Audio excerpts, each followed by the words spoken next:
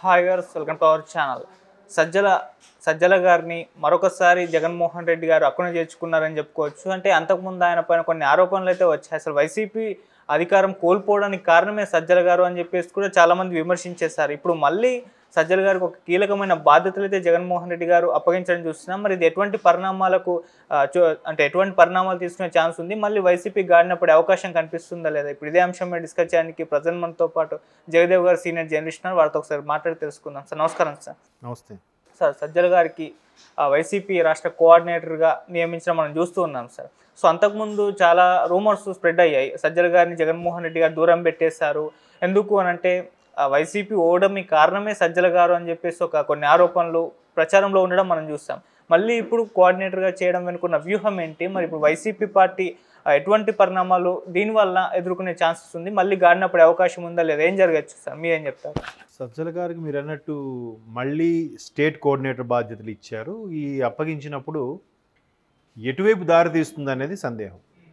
మీరు అన్నట్టు ఆ వార్తలు అయితే బాగా వినిపించాయి. సజ్జల గారికే పెద్దపీట వేశారు. సకల శాఖ మంత్రి అన్నోన్ ఆల్ దాన్ని ఏమంటారు క్యాబినెట్స్ అన్నట్టుగా ఒక ట్రోల్స్ అయితే జరిగేవి. అది చాలదన్నట్టు వాళ్ళ అబ్బాయి భార్గవ్ రెడ్డి గారికి కూడా సోషల్ మీడియాలో ఇన్ఛార్జ్గా చేయడము, ఆయనే అన్ని చూసుకున్నారని, ఐపాక్ టీంను కూడా ఆయన కనుసన్నల్లో నడిచేదని, ఆయన ఇష్టం వచ్చినట్టు పోస్టులు పెట్టేవారని కూడా ఒక వార్తలు ఉన్నాయి. ఇవన్నీ జరిగిన తర్వాత కూటమి గవర్నమెంట్ ఫామ్ అయింది.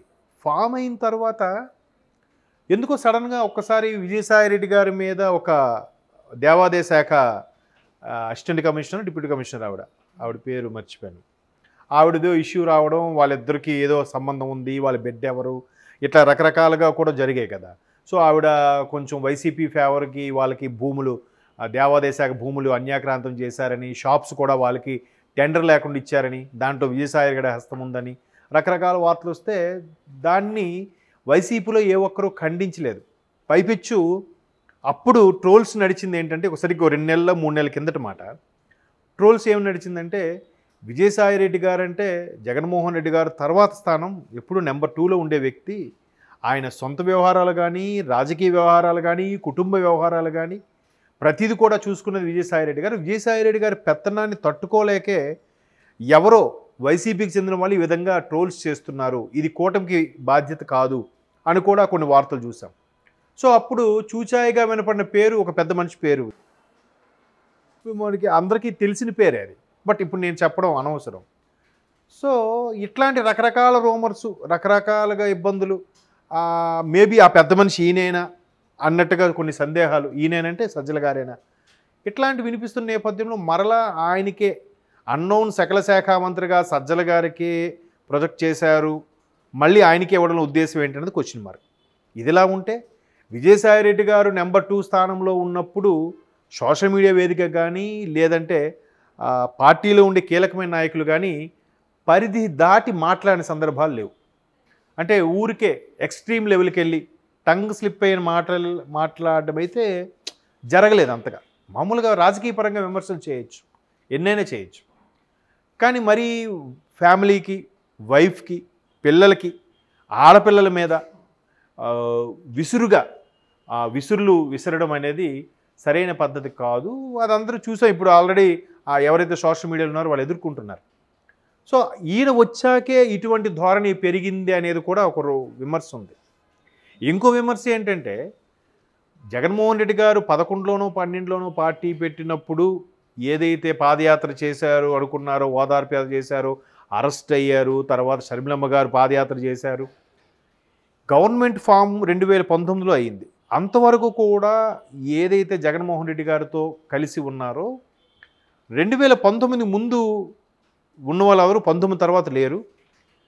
మెయిన్ సజ్జల గారు వచ్చిన తర్వాత అటువంటి వాళ్ళు చాలామంది దూరం అయిపోయారనే వార్తలు కూడా ఉన్నాయి. అంటే చూడండి, నేను ఎన్ని రీజన్స్ చెప్తున్నాను, ఇప్పటికి ఒక 4 రీజన్స్ చెప్తాను.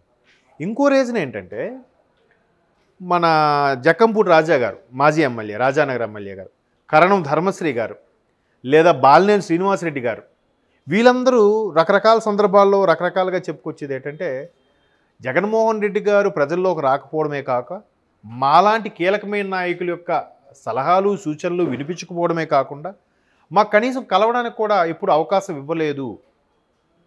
కనీసం మేము కలవడానికి వెళ్తే సార్ బిజీగా ఉన్నారు, నెక్స్ట్ వీకో లేకపోతే నెక్స్ట్ మంతేనా మీకు అపాయింట్మెంట్ ఇస్తాం రండి అని ఎప్పుడు చెప్పలేదు. దానికి సంబంధించి ప్రధానంగా ఈ గేమ్ ప్లే చేసింది సజ్జల గారు, ధనుంజయ్ గారే అనేది వాళ్ళ ఆరోపణ.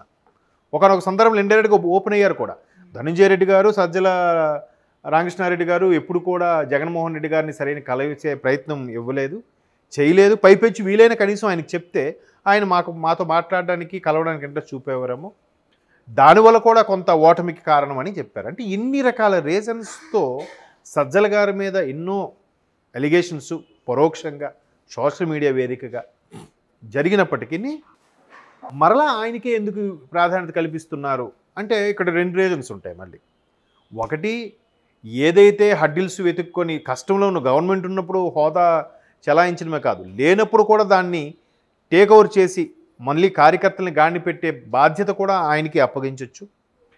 లేదంటే సజ్జల భార్గవరెడ్డి గారి రూపంలోనో లేదా సజ్జల రామకృష్ణారెడ్డి సూచనల ద్వారానో లేదంటే అందరి నాయకులకి ఎవరెవరైతే మాట్లాడమని విచ్చలవిడిగా మాట్లాడమని చెప్పారో వాళ్ళందరికీ ఇచ్చే సూచనల్లో ప్రధాన పాత్ర సజ్జల రామకృష్ణారెడ్డి గారు కాబట్టి రేపొద్దున కేసులు అలిగేషన్స్ అయితే ఈయనే ఆ కీలకమైన పాత్రలో ఉంటే తను సేఫ్ జోన్లో ఉన్నట్టుగా చేసి ఉండొచ్చు అని నా అభిప్రాయం. ఇప్పుడు మళ్ళీ కేసులు నడుస్తున్నాయి. ఇప్పుడు ఆల్రెడీ నిన్న మొన్న కాదు, లాస్ట్ వీక్ ఎప్పుడో లోకేష్ గారు స్టేట్మెంట్ ఇచ్చారు. రెడ్ బుక్ అంశం ఊరికే ప్రస్తావిస్తున్నారు కూడా చెప్తున్నా. ఆల్రెడీ చాప్టర్ 1 చాప్టర్ 2 అయింది, chapter 3 get ready to face అన్నట్టుగా ఉంది. సో ఇలాంటి ఇష్యూస్ కానీ జరిగేలాగా ఉంటే సజ్జల గారి ప్రోద్బలంతో వీళ్ళందరూ మాట్లాడారనే టాక్ కూడా ఉంది కదా. సో ఆ కేసులు ఇష్యూ అయినప్పుడు మీకు ఎవరు మాట్లాడమంటే అధిష్టానం మాట్లాడమంటే మాట్లాడాం. వైసీపీ కేంద్ర కార్యాలయం నుంచి వచ్చిన సూచనల ప్రకారం మాట్లాడాం.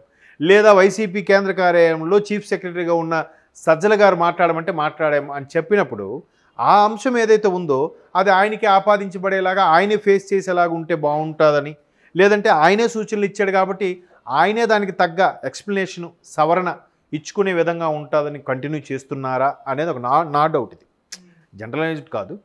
లేదంటే ఆ అంశాలన్నీ తెలిసి నలిగిపోయి ఉన్న వ్యక్తి కాబట్టి సజ్జల గారు, పైగా ఒకప్పుడు మీడియాలో చేసిన పర్సనే, మీడియా పర్సనే కాబట్టి ఆయన ఇలాంటివి కొంచెం చాకచక్యంగా ఎదుర్కోగలుగుతారనే ఉద్దేశంలో కూడా జగన్మోహన్ రెడ్డి గారు ఆయనకే కొనసాగించే అవకాశం ఇస్తే ఇచ్చుండొచ్చు. ఇంకొక రీజన్ కూడా ఉంది. నేను ఇప్పుడు 2 ఆప్షన్స్, ఒకటి గాడిని పెట్టొచ్చని, రెండవది అప్పుడు ఆ సీక్వెన్స్ అన్నీ ఏవైతే ఉన్నాయో వాటిని మళ్ళీ ఈ సీక్వెన్స్కి ఎదుర్కోవాలంటే ఆయనైతే సమాధానం చెప్పగలడు. మూడవది సరైన నాయకులు లేరేమో కదా.